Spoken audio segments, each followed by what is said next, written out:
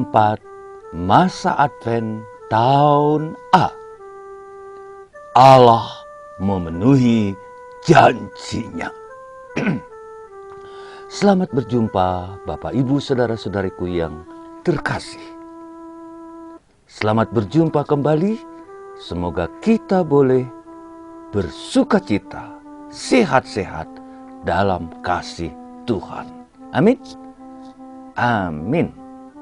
Minggu ini kita mempersiapkan Natal, bukan? Secara rohani kita mempersiapkan batin kita dengan pengakuan dosa.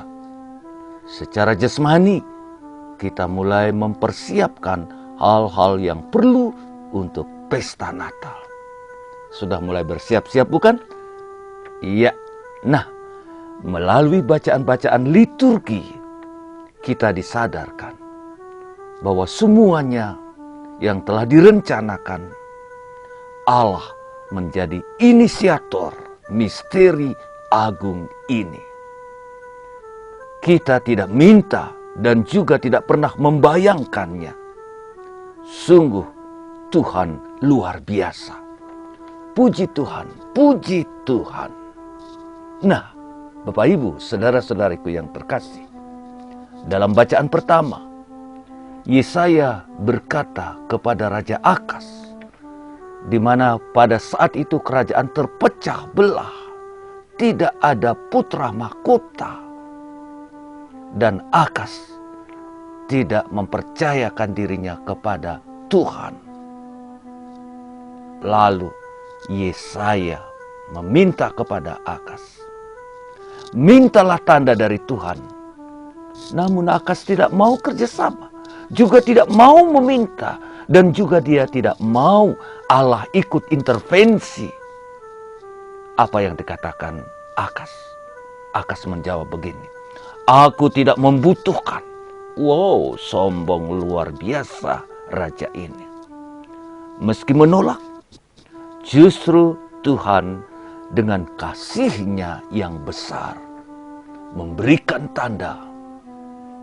Lihatlah, lihat seorang wanita muda, seorang sedang mengandung seorang laki-laki, dan dia dinamai Emmanuel, yang artinya Tuhan bersama kita. Tanda ini sungguh luar biasa. Kita harus menyadari betapa Tuhan karena kasih-Nya yang besar memberikan tanda-tanda yang menakjubkan dalam hidup kita. Meski kita tidak meminta, meski kita tidak memaksa Tuhan, tetapi Tuhan terlebih dahulu telah menyiapkannya bagi kita. Demi keselamatan dunia, keselamatan kita. Bukan kita yang lebih dahulu mengasihi Tuhan. Dia yang sesungguhnya mencintai kita terlebih dahulu. Coba lihat dalam 1 Yohanes 4, 10, 19. Itulah yang sesungguhnya menjadi sumber sukacita kegembiraan kita. Siapa yang tidak suka dicintai? Ayo, siapa yang tidak suka dicintai? Semua kita. Kita suka dicintai. Injil mengungkapkan secara luar biasa, Tuhan memenuhi janji-janjinya. Bagaimana kita bisa menerima seorang perawan mengandung seorang bayi? Tidak mungkinlah, sulit dipahami. Nah, coba kita lihat. Yosef, tunangan Maria, jelas secara manusiawi tidak bisa terima. Dan juga karena dia tidak mengerti. Yosef dan Maria masih bertunangan. Mereka belum tinggal serumah. Tetapi Yosef melihat Maria mengandung. Tetapi Yosef belum memahami bahwa kandungan itu dari Roh Kudus. Nah, dalam situasi sulit seperti ini, Yosef berusaha mencari kehendak Allah. Apa yang harus dilakukannya? Dia bahkan mau diam-diam meninggalkan Maria. Yosef seorang yang baik, seorang yang jujur hatinya, adil, benar. Dia tidak mau secara publik agar tidak menjadi aib. Tentu saja bagi dirinya dan bagi Maria. Ia mau meninggalkan diam-diam. Tapi ingat, lihat, renungkan. Yosef mengasihi Maria. Dia memiliki hati yang murni, cinta yang murni, kuat, penuh belas kasihan. Karena ketulusan hatinya, karena kejujurannya, karena cintanya, Allah memberikan jalan.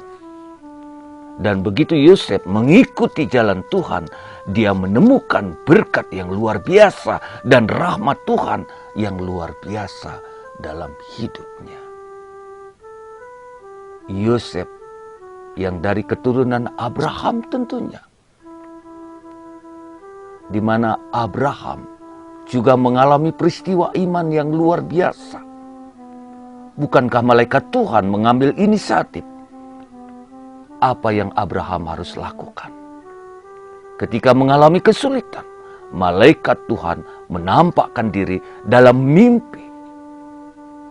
Dan itu juga kepada Yosef. Melalui mimpi. Yosef, anak Daud, jangan takut ambil Maria, anak yang dalam kandungannya itu berasal dari Roh Kudus. Sungguh luar biasa. Kata-kata pembebasan, cahaya yang menerangi dalam kegelapan, yang mengakhiri segala kecemasan dan ketakutan. Itu semua terjadi supaya terpenuhilah sabda Tuhan yang diucapkan oleh para nabi jauh sebelumnya. Lihatlah seorang dara akan mengandung dan melahirkan seorang putra, dan orang akan menamai dia Immanuel, Tuhan beserta kita. Bapak, Ibu, saudara-saudariku yang terkasih, ramalan, nubuat ini sudah jauh sebelumnya dikatakan oleh para nabi, dan Tuhan memenuhi janjinya. Rencana Allah yang begitu besar, tiada lain adalah kasih yang tiada akhir, kasih yang besar yang Allah tunjukkan kepada kita. Natal sudah dekat, Bapak Ibu. Pesta kelahiran Tuhan, Tuhan beserta kita, Immanuel. Sekarang misteri penjelmaan Allah semakin nyata. Putra Maria bukanlah putra Yosef, melainkan putra Allah yang membuat kasih Bapa kepada kita. Kehadiran Allah menyatukan kita dengan Allah Tritunggal. Kami sebagai putra-putri Arnoldus mempunyai moto yang luar biasa yang menjadi doa kami setiap hari. Vivat Deus unus et trinus in cordibus nostris. Semoga Allah Tritunggal hidup dalam hati kita. Amin, Bapak Ibu. Amin. Nah, terimalah dan sambutlah intervensi Allah ini dalam diri kita. Memang sering, bahkan kadang-kadang samar-samar, tidak jelas. Tetapi bila kita berusaha mencari kehendak-Nya, mencari kehendak Allah, Dia akan memancarkan jawaban. Dia akan tumbuh, berkembang, dan menjadi sumber sukacita, kegembiraan kita. Amin, Bapak Ibu. Amin, amin, amin, amin. Aduh, sukacita, kegembiraan menyambut Natal. Nah, terima kasih Bapak Ibu. Baca, renungkan dan resapkan sabda Tuhan. Dan itu akan menumbuhkan sukacita kegembiraan yang luar biasa. God bless you all. Selamat mempersiapkan kelahiran Tuhan, Natal kita, Immanuel. Amin. Saya Romo Agus Inyoman Murtika SPD, Domus Orationis Arnoldi, Batu. Amin.